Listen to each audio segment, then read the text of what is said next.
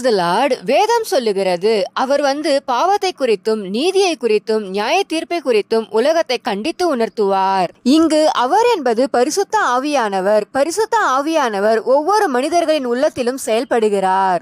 நாம் தேவனை விட்டு விலகுவதை உணர்த்துகிறார். கிறிஸ்துவே உண்மையான நீதியின் வழி என்பதை காட்டுகிறார். நம்முடைய தேவன் நீதியான நியாயாதிபதி. ஒரு நாள் நாம் கணக்கு ஒப்புவிக்க வேண்டும் என்பதை நினைவூட்டுகிறார். இப்படி நாம் செய்கிற ஒவ்வொரு செயல்களிலும் சரி எது தவறு எது என்பதை நமக்கு உணர்த்துகிறார்.